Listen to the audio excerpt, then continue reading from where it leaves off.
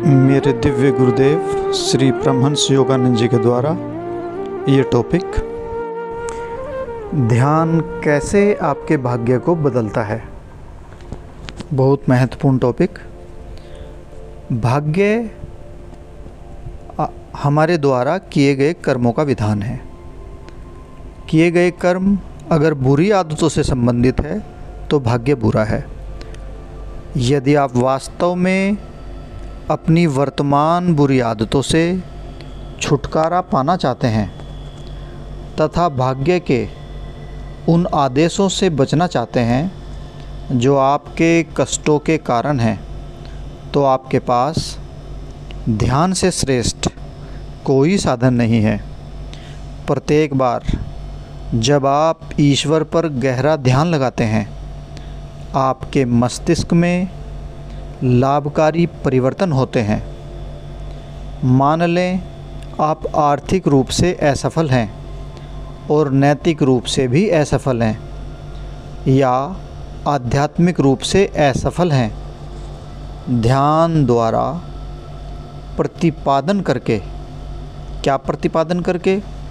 अपने मन में गहराई से प्रतिज्ञाएं करके, गहरे ध्यान में इस तरह से दोहराते हुए, मैं और मेरे परमपिता ईश्वर दोनों एक हैं। मैं और मेरे परमपिता ईश्वर जो अनंत हैं, हम दोनों एक हैं। इस तरह से गहराई में ध्यान करते हुए आप जान जाएंगे कि आप ईश्वर की संतान हैं। उस आदर्श को पकड़े रखें। जब तक ध्यान करें, जब तक कि आप एक महान आनंद का अनुभव न कर लें। जब आनंद आपके हृदय को छू ले, ईश्वर ने उसके लिए किए गए आपके प्रसारण को सुन लिया है। वे आपकी प्रार्थनाओं एवं सकारात्मक सोच का उत्तर दे रहे हैं। यह एक निश्चित और विलक्षण विधि है। क्या? सर्वप्रथम हृदय में महान शांति और फिर महान आनंद को अनुभव करने का प्रयास करते हुए इस विचार पर ध्यान लगाएं, ईश्वर अनंत है, मैं उनकी संतान हूँ। मैं और मेरे पिता दोनों एक हैं। और अनंतता का और सर्वव्यापकता का अनुभव करें। जब वह आनंद आता है तो कहें कि हे ईश्वर, आप मेरे साथ हैं। मैं अपने भीतर आपकी शक्ति को आदेश देता हूँ कि वह मेरे मस्तिष्क की कोशिकाओं से बुरी आदतें एवं पुरानी प्रवृत्तियों के बीज को नष्ट कर दें। इस तरह से प्रार्थना करें। ध्यान में ईश्वर की शक्ति इसे कर देगी। स्वयं के पुरुष या स्त्री होने की सीमित चेतना से छुटकारा पाएं और अपने आप को अनंत शांति, अनंत आनंद और अदृश्य आत्मा के रूप में पहचानें। और आप पहचानें कि आप ईश्वर की अनंत संतान हैं। फिर मानसिक प्रतिज्ञाएं करें, ईश्वर से प्रार्थना करें। इस तरह से बोलें, मैं अपने मस्तिष्क की कोशिकाओं को बदलने और बुरी आदतों के खाँचों को नष्ट करने का आदेश देता हूँ, जिन्होंने मुझे कठपुतली बना दिया है। हे प्रभु, आप इन्हें अपने दिव्य प्रेम से भस्म कर दें। जब आप योगदा सत्संग, सेल्फ रियलाइजेशन फेलोशिप की ध्यान प्रविधियों का अभ्यास करते हैं, विशेषकर क्रिया योग का, आप वास्तव में ईश्वर के उस प्रकाश को आपको दीक्षित करता देखेंगे। परंतु आपको एकाग्र अवश्य होना चाहिए। आपको ईश्वर से गहन संपर्क स्थापित करना चाहिए। रात्रि का समय इसके लिए सर्वोत्तम है। जब आपके चारों ओर संसार शांत होता है, संसार सो रहा होता है, तब ईश्वर से संपर्क स्थापित करने का प्रयास करना कितना अद्भुत है। रात्रि में सोने जाने से पूर्व मैंने ईश्वर से संपर्क के महानतम अनुभव को पाया है। मैं यदि सोना न चाहूँ तो निंद्रा के विषय में कदापि सोचता ही नहीं। रात्रि में ईश्वर के साथ होना चाहता हूँ और वे मेरा ध्यान रखते हैं। मैं कदापि भविष्य या भूतकाल की चिंता नहीं करता। मैं प्रत्येक दिन मात्र सिर्फ ईश्वर के लिए जीता हूँ, बस और कुछ नहीं। मैं जो कुछ भी कर सकता हूँ, मैं अपना सर्वोत्तम प्रयास करूँगा, परंतु मैं कोई चिंता नहीं करता। मैं इस संसार में मात्र ईश्वर के लिए कार्य कर रहा हूँ और मेरे साथ क्या होता है इस ओर मैं ध्यान नहीं देता। ऐसा क्या हो सकता है जिससे मैं ईश्वर के साथ न होऊं? जब मैं भारत में था, मैंने वाशिंगटन वालों को लिखा था, मैं आप सभी को कभी याद नहीं करता क्योंकि मैं सदैव आपके साथ हूँ। और जब यह तरंग जीवन के समुद्र के सतह से चली जाएगी, मैं कहीं और होऊंगा, परंतु चाहे यहाँ हूँ चाहे वहाँ, हम सभी ईश्वर में एक जीवन सागर में ही होंगे। इसलिए जब आप ईश्वर को जान लेंगे, तब जब आप अपने मित्रों एवं अपने प्रियजनों से बिछुड़ेंगे, तब आप उनके लिए कभी दुखी नहीं होंगे। अपने मित्रों को, जिन्हें मैं पिछले जन्म में जानता था, मैंने इस जीवन में पुनः पा लिया है, और अनेकों जो अब मुझे जानते हैं पुनः यहाँ से आगे मुझे जान लेंगे। जब मैं सर्वप्रथम अमेरिका में आया था, मैंने आप में से कुछ चेहरों को अपने मानस दर्शन में देखा था। इसलिए मैंने लिखा था, समुद्र पर यात्रा करते हुए पुनः होने वाले मित्रों की सुप्त स्मृतियों यादगारों ने एक बार फिर से मेरा अभिनंदन किया। जैसे मेरा जहाज़ इस अनजान प्रदेश के बंदरगाह पर लगा, मैं बहुत उदास अनुभव कर रहा था। मैं चिंतित था तथा मेरा भारत हजारों मील के अंधकार में पीछे छूट गया था। परंतु तब मैंने मानस दर्शन में यहाँ अनेकों चेहरों को देखा, जिन्हें मैं पहले से ही पिछले जन्मों में जानता था, और एक महान आनंद मुझ पर छा गया। मैं जानता हूँ कि मैडम गली कुर्ची को और उनके पति को पहले से ही जानता था। एक दिन एक रिकॉर्ड बज रहा था तथा मैंने पूछा, यह किसका रिकॉर्ड है? इसे पुनः बजाएं। यह गली कुर्ची की आवाज़ थी।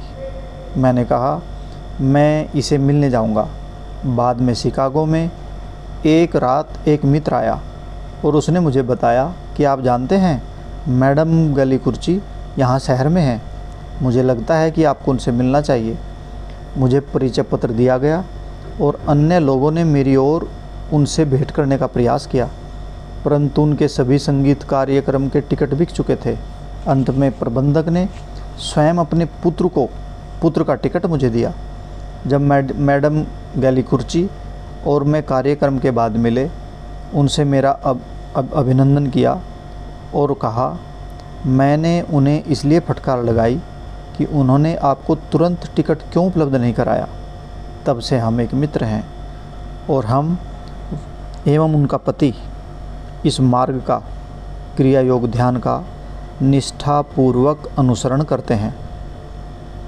यद्यपि जीवन अस्थिर, अनिश्चित और सभी प्रकार की कठिनाइयों से भरा हुआ प्रतीत होता है, फिर भी हम सदैव ईश्वर के मार्गदर्शक स्नेहमयी सुरक्षा में हैं। अपने अनुचित कर्मों के परिणाम स्वरूप बंदी हुए हम एक प्रकार की कारागार में हैं, परंतु हम इस कारागार को तोड़कर निकल सकते हैं तथा पुनः ईश्वर के साथ एक हो सकते हैं। निसंदेह हम भाग्य की सलाखाओं अर्थात बुराई, नैतिक कठिनाइयों, दुर्बलताओं, रोगों एवं आर्थिक कठिनाइयों से घिरे हैं। हम अपने भीतर उन्हें अलग करने की शक्ति रखते हैं। अपनी युवावस्था में आप समझते हैं आप में विश्व को जीतने की शक्ति है, परंतु जैसे जैसे समय बढ़ता है आप समझते हैं कि आपने इसे खो दिया है। दिन प्रतिदिन आप प्रमाणित करते हैं कि आप अपने परिवेश एवं आदतों के दास हैं। इसकी अपेक्षा आपको दिन प्रतिदिन यह प्रतिज्ञा करनी चाहिए, मैं सभी का विजेता हूँ, मैं मर सकता हूँ परंतु मैं ईश्वर के वक्ष स्थल में मुक्त होकर मरूँगा। मैं बुरी आदतों एवं भाग्य की सलाखाओं के पीछे नहीं रहूँगा। यह स्वतंत्रता तभी आएगी जब आप दिन प्रतिदिन ध्यान करेंगे और अपनी इच्छा शक्ति को शक्तिशाली बनाएंगे। ईश्वर ने नहीं अपितु आपने कारागार को रचा है। आपने ही इन सलाखाओं को बनाया और इसलिए आपको ही इन्हें अवश्य तोड़ना चाहिए। इस हार्ड मांस की जेल से बाहर निकलते हुए आपको कारावास तोड़ने के लिए बनना चाहिए। बुरी आदतें, मोह, भावुकता, वासनाओं, जीवन एवं मृत्यु की प्रत्येक कारागार कोशिका से भाग निकलें।